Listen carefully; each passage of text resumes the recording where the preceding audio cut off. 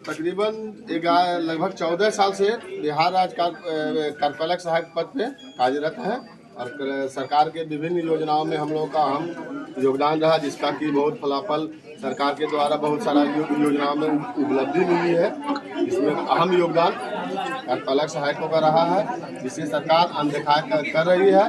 सरकार से हमारी मांगे हैं कि हमें राज्यकर्मी का दर्जा दिया जाए, राज्यकर्मी का दर्जा दिया जाए, ताकि हम लोगों का परिवार सुखी संपन्न जी सके।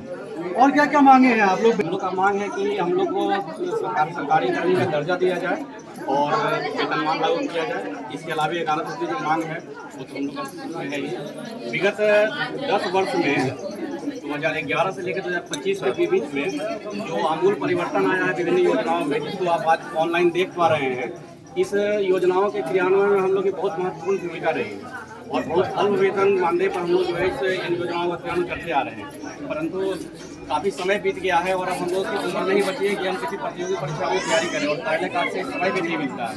तो हम लोग का यही मांग है। कब से आप लोग कर रहे हैं? आप 2011 से सेवा में। क्या नाम है आपका?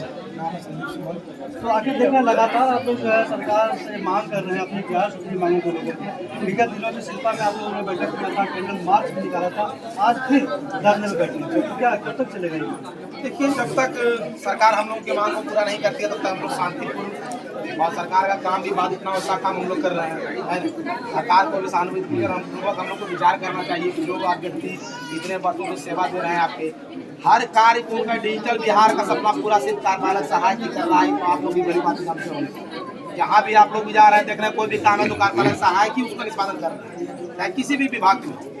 और कंप्यूटरीकृत जितना भी कार्य है उनके द्वारा ही किया जाता है और बहुत तन मन लगा के भी काम वो लोग कर रहे हैं। तो मुख्य रूप से क्या क्या मांगे हैं जिनको आप चाहते हैं कि सरकार हम लोगों को लोग कर रही है कि कम से कम वेतनमान हो सब लोगों के लिए, ज़्यादा अच्छा है। इतना से लोग सेवा दे रहे हैं, बताइए इस समय बड़े भाई लोग या किसी के पास उम्र भी नहीं बचा है कोई नौकरी का तैयारी कर सके, तो सबसे प्राथमिकता तो हम लोग का यही मांग है कि वेतनमान दिया जाए, सबको सम्मानजनक वेतन दिया जाए।